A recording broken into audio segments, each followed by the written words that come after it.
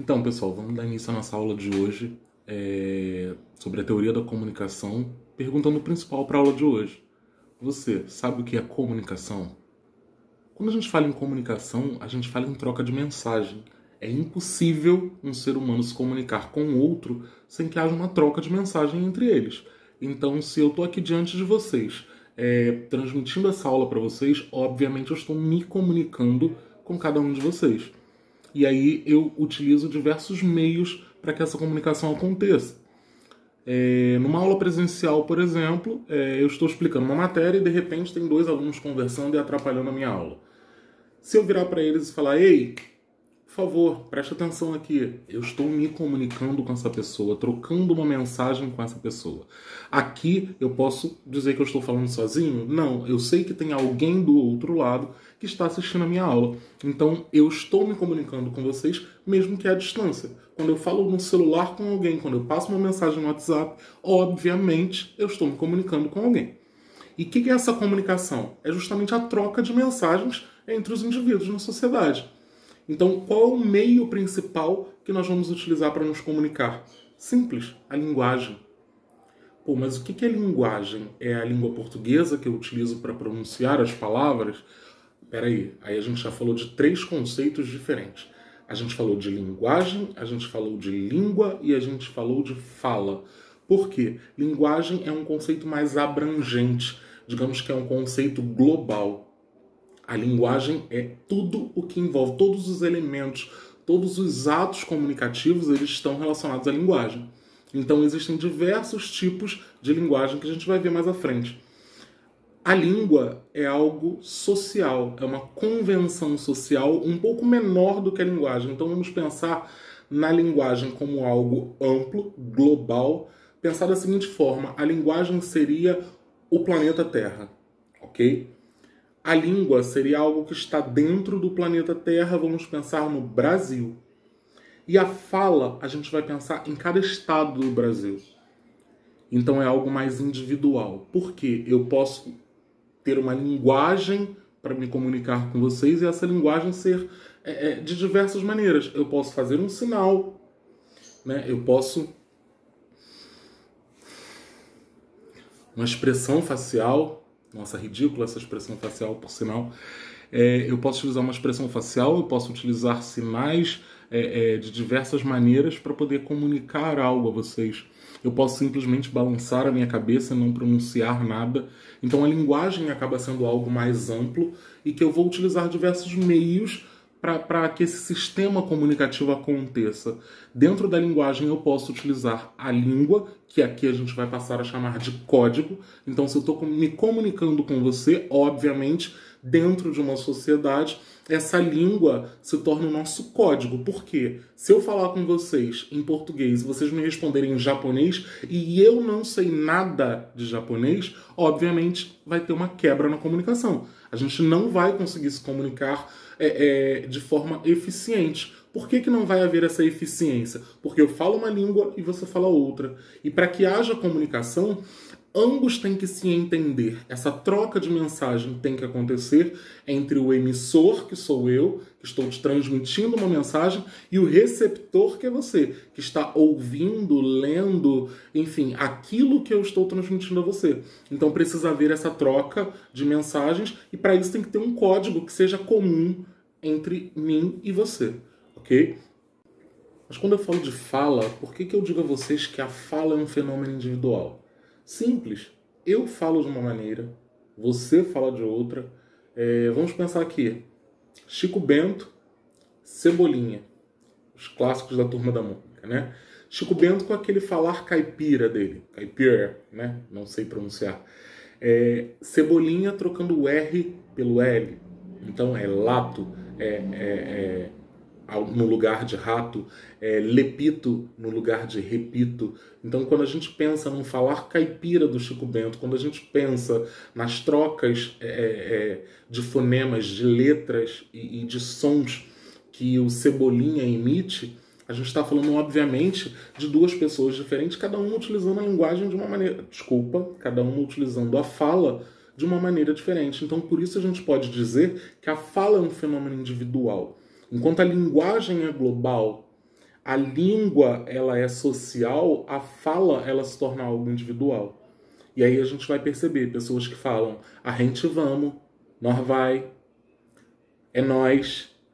E aí a gente percebe o quê? Cada um falando de uma maneira. Lembra quando a gente falou na aula presencial sobre gírias de determinados grupos, sobre um jargão, sobre um bordão? Então, cada grupo de pessoas específicas, e a gente também vai ver isso quando entrar na revisão geral das variações linguísticas, a gente vai perceber que cada grupo de indivíduos utiliza a fala de uma maneira diferente, porque a fala é individual. Então, eu tenho como utilizar a fala de uma maneira, você de outra. Ah, mas o que é certo e o que é errado? E aí a gente vai ver que não existe certo e nem existe errado dentro da língua portuguesa. Existem adequações. Então, se eu estou, por exemplo, pronunciando algo que, de repente, para vocês possa não parecer correto, certo, é porque provavelmente eu utilizei uma variedade da língua diferente daquela que você imaginou que eu fosse utilizar naquele momento. Então eu costumo dizer que a língua portuguesa, as línguas de uma maneira geral, elas são como o nosso guarda-roupas. A gente abre o guarda-roupa e escolhe uma roupa adequada para determinada situação. Então você não vai chegar na frente de um juiz de sunga, ou de cueca, ou de biquíni, como você também não vai entrar no mar de vestido longo, né? Você tem esse direito de entrar no mar de vestido longo, de terno e gravata, mas não é o comum, não é o usual. Geralmente as pessoas vão à praia de biquíni, de sunga, de bermudão, e as pessoas vão a uma audiência com roupa social, usando um terno, uma gravata, uma roupa social para se dirigir a uma autoridade jurídica naquele momento, naquele tribunal. Então, a língua portuguesa é como um guarda-roupa.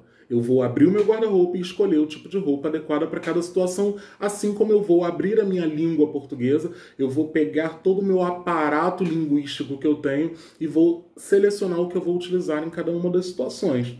Tá? Então, se eu estou escrevendo uma redação para o Enem, por exemplo, eu tenho que utilizar a variedade padrão da língua, a norma culta, aquilo que a gente chama de gramática normativa.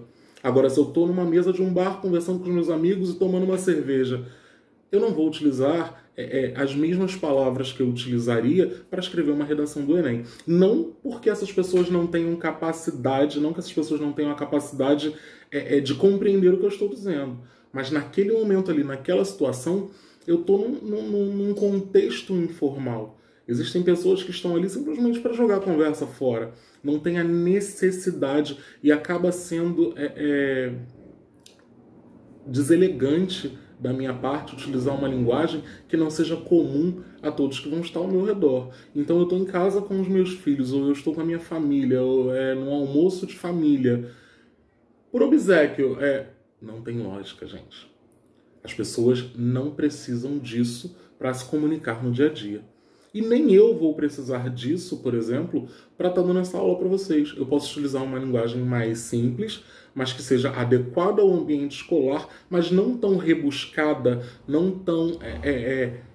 Eu boto sempre entre aspas porque eu não gosto de utilizar o termo correto e incorreto, mas uma linguagem mais correta nesse ambiente. Então a fala é individual. A gente tem o direito de utilizar a nossa fala da nossa maneira, tá? E quando a gente pronuncia algo de uma forma que é um pouco diferente do que as pessoas, do que a sociedade está esperando de nós, e o retorno dessas pessoas é um retorno muito pejorativo, é um retorno depreciativo, a gente entende que essa pessoa está agindo com preconceito. E existe também, na nossa área, na língua portuguesa, um preconceito chamado de preconceito linguístico. É quando simplesmente nós julgamos as pessoas pela forma como ela se expressa, pela forma como ela fala, a maneira como ela utiliza a língua portuguesa. Porque, de repente, ela está utilizando a língua portuguesa em contextos inadequados. Né? Ela está utilizando uma linguagem, por exemplo, informal, num contexto onde deveria ser formal. E aí as pessoas agem com preconceito. Ah, fulano não sabe português. Como não sabe português? Se desde que ele nasceu, quando ele começou a falar as primeiras palavras, ele já sabia falar o papá, o mamã, né? A água, da forma como ele pronunciava, ele sabia se comunicar em língua portuguesa. Como a gente pode dizer que um ser humano hoje, com 15, 20, 30, 50 anos de idade, não sabe falar português? Ele é brasileiro e a língua oficial, o nosso código oficial é a língua portuguesa. Por que essas pessoas não sabem falar português? Elas sabem falar português, sim. Só que elas podem utilizar diversos tipos de variedades que a língua portuguesa nos oferece. Então, pessoal, quando a gente fala de linguagem, a gente retorna lá no nosso primeiro conceito, o conceito de linguagem. A gente tem que ter em mente que a linguagem ela pode ser verbal ou a linguagem pode ser não verbal. Como que a gente caracteriza a linguagem verbal? Aquela que a gente utiliza palavras. Que palavras? Palavras escritas ou palavras faladas. Então, tanto na minha escrita como na minha fala, eu estou utilizando palavras. Para utilizar essas palavras, eu estou utilizando um código, que no meu caso é a língua portuguesa. Então, a linguagem ela pode ser verbal quando ela se utiliza de palavras. E a linguagem não verbal, eu utilizo outros elementos comunicativos para transmitir mensagens e que não é a palavra. Então, eu posso utilizar um gesto, eu posso utilizar uma expressão facial, eu posso me comunicar com vocês através da linguagem, porém essa linguagem não vai utilizar palavras, ok? Essa é a linguagem não verbal. Então, linguagem verbal utiliza palavras e linguagem não verbal não utiliza palavras, utiliza outros tipos de sinais comunicativos, ok? De gestos, enfim. E temos também uma linguagem híbrida, ou seja, mista, onde eu posso misturar a linguagem verbal, com a linguagem não verbal. E aí a gente tem o quê? As histórias em quadrinho, por exemplo. A maioria dessas histórias, elas misturam um pouco. Tem alguns quadrinhos que vocês vão perceber somente imagens, mas que pelas imagens você consegue entender o que a pessoa quis transmitir. E tem outras que vão ter só palavras, tem outras que vão estar misturadas, palavras com imagens. E outra, tem questões que a gente precisa observar as duas coisas. Porque só o que está escrito, de repente, pode não nos dar o sentido, o significado daquilo que o autor quis transmitir. Ok? Então, às vezes, é necessário que você observe não só o que está escrito, como também o que está desenhado ao fundo, a imagem ao fundo. Isso ocorre também com algumas propagandas. Muitas vezes é impossível você entender o sentido de uma propaganda só lendo o texto dessa propaganda. Você precisa, de repente, olhar o fundo, e aí eu vou deixar uma imagem para vocês aqui. Perceberam nessa imagem que a gente precisa de todo um contexto para compreender aquilo que está sendo transmitido ali? Então, nesse caso, nós temos uma linguagem híbrida, uma linguagem mista, que se mistura o verbal com o não verbal para gerar um significado, para emitir um significado para quem está lendo, para quem está ouvindo, ok? Percebam também que a linguagem ela tem outras duas características, que é a de ser voluntária ou involuntária. Nem sempre quando você está emitindo um gesto, você pensou, você refletiu sobre aquele gesto que você iria emitir. Então, naquele momento ali, o seu gesto foi involuntário. Também é uma forma de comunicação, também é linguagem, porém é feita de forma involuntária. Então, a linguagem, além dela ser verbal e não verbal, ou híbrida, ela também pode ser voluntária ou involuntária. O voluntário você reflete, você pensa sobre aquilo que você vai fazer. O involuntário você não tem esse domínio, por isso o termo involuntário, ok? A primeira coisa que a gente precisa refletir sobre a língua é que a língua é o nosso código. Então pensemos na língua portuguesa. A língua portuguesa é o código que nós vamos utilizar para nos expressar. Ok? E ela apresenta uma enorme complexidade. Agora, o que é necessário? Quais fatores são necessários? Quais elementos são necessários para que a língua seja caracterizada como língua? O que ela tem que a gente pode chamá-la de língua? A primeira coisa que vocês precisam entender, para uma língua ser caracterizada com esse nome, como língua, por exemplo, para a língua portuguesa existir e ser chamada como língua e não, por exemplo, como um simples dialeto, não que os dialetos sejam simples, porque existem dialetos extremamente complexos, mas enfim, para uma língua ser chamada de língua, ela precisa apresentar o signo linguístico, que é o próximo conceito que nós vamos trabalhar. Então, pessoal, vamos pensar no signo linguístico. Um signo linguístico, para ocorrer, ele é subdividido em duas partes. A primeira delas a gente chama de significado e a segunda de significante. Ora, mas o que seria um significado e o que seria um significante? Vamos pensar em significado como aquela imagem sonora, parece estranho, né? Imagem sonora. Mas aquela imagem sonora, aquilo que vem aos seus ouvidos quando a gente pronuncia o nosso significado. Então pensem comigo, quando eu falo para vocês cachorro, imediatamente vem na mente de vocês a imagem física de um cachorro. Quando eu falo para vocês livro, vocês ouvem a palavra livro e já pensam, eu sei o que é um livro. O livro é esse objeto que está aqui diante da minha, né? Que está aqui na minha frente, que está diante de mim. Então, a imagem sonora, eu pronunciar a palavra livro ou eu escrever a palavra livro para vocês, vocês vão entender que isso é o meu significado, ok? E o conceito de livro, que é aquela parte física onde eu pego o meu livro e mostro para vocês, ó, isso é um livro, isso seria o meu significante. Então, o que é um signo linguístico? É a junção da palavra cachorro, da palavra livro, com a imagem que vem à sua mente quando eu pronuncio cachorro, quando eu pronuncio livro. Vamos ver um exemplo agora. Cachorro. Cachorro! Pessoal, vamos prestar atenção agora em dois conceitos muito importantes que a gente precisa traçar hoje com vocês a respeito do ensino da língua. O primeiro deles é um conceito chamado de sincronia e o segundo de diacronia. Nosso material virtual, nosso PDF com os slides sobre esse assunto estão disponíveis aqui no Google Sala de Aula. Só vocês darem uma olhada, é necessário que vocês leiam esses PDFs, eles não foram feitos à toa e nosso conteúdo de avaliação está dentro dele também, porque a gente sabe que numa aula gravada como essa, nem sempre a gente aborda detalhe por detalhe do que está no slide, a gente traz uma visão mais ampla. Então, o que a gente precisa pensar a respeito de sincronia e diacronia? Bem, a gente precisa lembrar do que a gente viu na nossa aula presencial quando eu expliquei a respeito do Cronos. Cronos significa tempo. Então, quando eu falo em sincronia e diacronia, obviamente eu estou me referindo a algo relacionado à palavra tempo.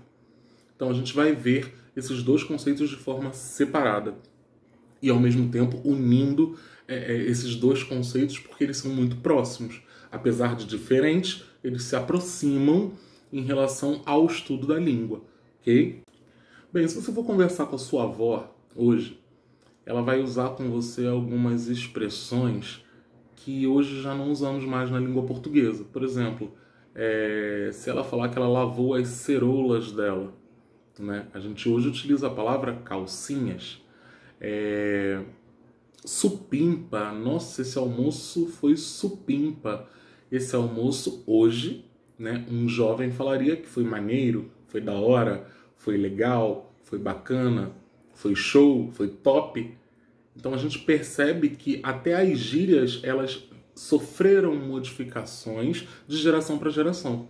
Ao longo dos anos, das décadas, dos séculos, dos milênios até, a língua portuguesa ela veio sofrendo um processo de evolução. Por quê? Porque a língua ela participa de um processo que a gente chama de sócio-histórico. Um processo de evolução sócio-histórico. Por quê? porque é histórico, porque ela, ao longo dos anos, ela vem sofrendo esse processo de modificação. E sócio, porque um processo de modificação de uma língua, de alteração da língua, ele só ocorre dentro de uma sociedade. São os falantes da língua que tornam essa língua viva todos os dias. Então, se a língua é viva, ela se modifica ao longo dos anos. Então, conforme você vai utilizando determinadas palavras no seu cotidiano, no seu ambiente social, no seu meio, no seu convívio social, essa modificação vai ocorrendo. Essa língua vai sofrendo essas modificações. Existem palavras que hoje elas estão dicionarizadas, né, foram postas dentro dos dicionários porque elas estavam sendo utilizadas com muita frequência e era necessário se dar um significado para elas, um sentido para elas, uma explicação do que realmente são essas palavras. A exemplo de algumas palavras americanas, né, algumas palavras em inglês, como por exemplo o delete, que hoje já é utilizado por nós como apagar algo. Então, deleta isso da sua mente. Deleta essa informação. Na verdade, apaga, exclui. Então, hoje essa palavra está dicionarizada pelo uso frequente que os falantes da língua estavam fazendo dela. Né? Então, quanto mais as pessoas falam, quanto mais as pessoas pronunciam, ao longo dos anos essa palavra é incorporada ao nosso idioma. Tá? Então, os conceitos de sincronia e diacronia eles foram estudados e descobertos, na verdade, por Ferdinand Saussure. Saussure era um linguista que chegou à conclusão de que a língua portuguesa ela poderia ser estudada a partir de um momento, de um exato momento. Então, por exemplo, hoje nós estamos no ano de 2020 e sabemos que a palavra ideia ela não tem mais acento, que a palavra centopeia não tem mais acento, que a palavra não verbal não tem mais hífen. Que o plural de pão é pães, que a palavra farmácia se escreve com F e não com PH, como era no passado, em um passado não muito distante. Então a gente estuda a língua portuguesa baseada no que ela é hoje, num sistema utilizado hoje, nas normas utilizadas hoje. Isso é a sincronia, é estudar um sistema da língua no momento atual, no momento em que estamos vivendo, no momento em que estamos estudando. Já a diacronia, ela é um pouquinho diferente. A diacronia, ela vai estudar a língua, a evolução da língua ao longo dos anos. Então, a modificação que essas palavras sofreram. Então, vai se estudar que lá no passado, a palavra farmácia se escrevia com PH, porque o PH tinha o som de F, por exemplo, né? A palavra avença é um termo que a gente não utiliza mais, né? Mas hoje a gente continua utilizando o desavença. Antes nós tínhamos a avença e a desavença. Hoje não, a gente só usa o desavença. Essa palavra caiu em desuso na língua portuguesa. Falantes não a utilizam mais. Se falantes não a utilizam mais, obviamente ela vai cair em desuso. Porque a língua é viva, ela precisa, para viver, para se manter, que falantes utilizem os seus vocábulos, as suas palavras. Então, existem vocábulos que a gente chama de arcaicos, porque estão lá atrás e hoje não são mais utilizados na língua portuguesa. Então, o que é a diacronia? É o estudo dessa evolução sócio-histórica da língua, é estudar um determinado sistema da língua que veio sofrendo um processo de evolução ao longo dos anos. Falando ainda de diacronia, a gente percebe como as línguas se formaram. E aí a gente tem o grego, o latim e algumas outras línguas que nos auxiliaram nesse processo de formação do nosso idioma. Então vamos pegar um exemplo, a palavra pedra. A palavra pedra ela tem um radical P-E-D-R, né? Pedra, pedregulho, pedreira, apedrejar, empedrado e petróleo. Ora, petróleo foge um pouco dessa regra dos radicais. P-E-D-R, P-E-D-R, P-E-D-R, P-E-D-R, P-E-T-R. Por que petróleo se modificou? Simples, porque a palavra pedra ela vem de um radical, na verdade, que se escrevia com T no passado. Então é isso que a diacronia estuda, essa formação inicial de uma determinada língua e a evolução que ela vem tendo ao longo dos anos. É isso que Saussure estudava. Então, sincronia analisa-se o sistema da língua num determinado período, principalmente no nosso período atual, num determinado período que é atual para aquele estudioso da língua. E a diacronia vem pegando desde a formação daquele idioma até a sua evolução, a evolução que veio ocorrendo ao longo dos anos naquele idioma. Pessoal, quando eu falei que a língua ela desempenha um importante papel social, é porque em algumas situações o indivíduo ele consegue ser até reconhecido por sua classe social a partir da maneira como ele pronuncia uma palavra, como ele se comunica utilizando a língua.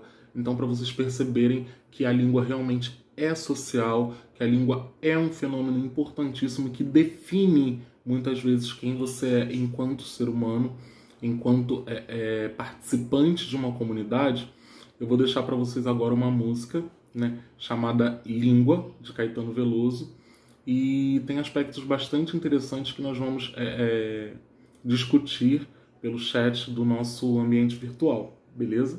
Divirtam-se.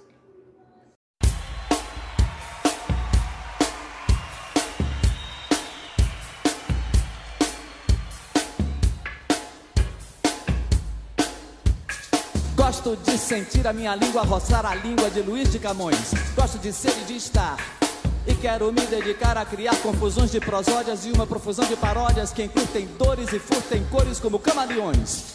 Gosto do pessoa na pessoa, da rosa no rosa. E sei que a poesia está para a prosa, assim como o amor está para a amizade. E quem há de negar que esta lhe é superior? E quem há de negar que esta lhe é superior?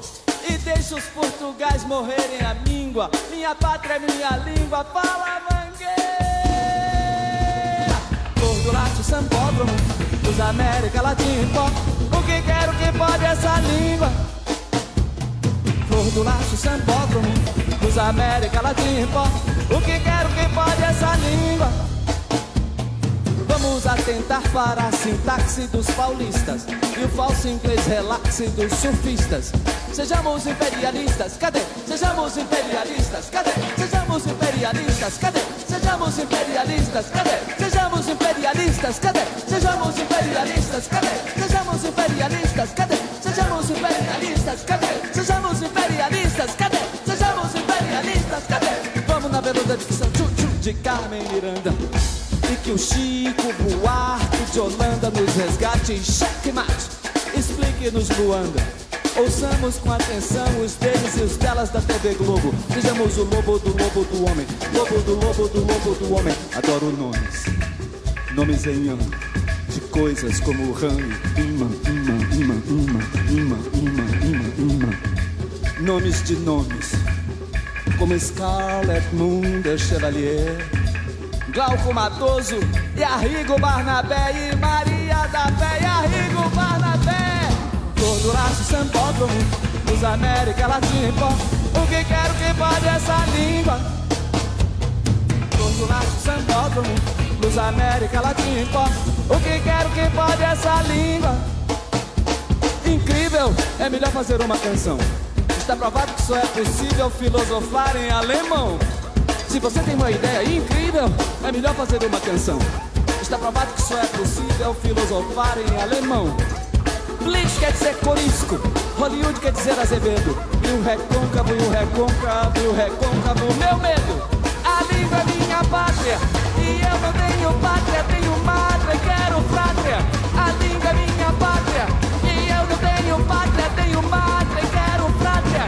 A língua é minha pátria, e eu não tenho pátria, tenho mátria, quero frátria. Poesia concreta, prosa caótica, ótica futura. Samba rap, chiclete com banana. Será que ele está no Pão de Açúcar? Tá crowd, bro, você e tu lhe amo. Quer que te faça, nego? Bate ré. Arigato, arigato. Nós, canto, falamos como quem inveja negros que sofrem horrores no gueto do Harlem. Livros, discos, vídeos, a mancheia. E deixa que digam, que pensam, que falam.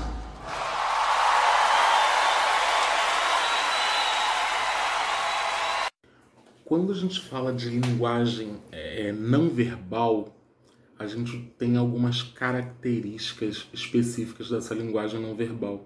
Ela pode ser caracterizada de diversas formas, dependendo do seu conteúdo. E é isso que nós vamos ver agora. Nós vamos começar falando sobre a paralinguagem. O que seria a paralinguagem? Por exemplo, uma pausa. Quando a gente está conversando e, de repente, sinais sonoros que a gente utiliza nas nossas conversas.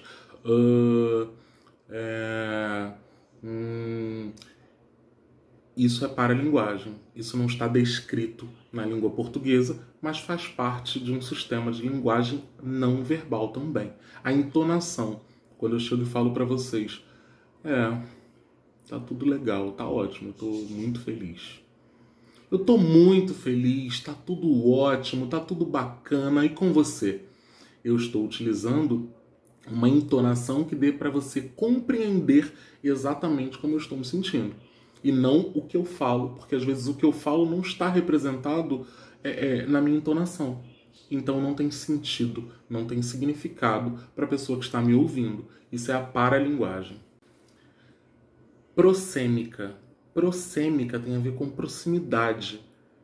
E aí a gente entende que esse momento agora que nós estamos vivendo de coronavírus, nós utilizamos uma forma prosêmica de nos comunicar com as pessoas, mantendo uma distância de pelo menos 1 metro, ok? Mas os estudos linguísticos, eles nos mostram que existem em alguns países, inclusive, isso é muito, muito, muito bem visível, bem claro. As pessoas, elas mantêm as suas distâncias no seu ambiente para se comunicar de acordo com o nível de intimidade que tem com as pessoas.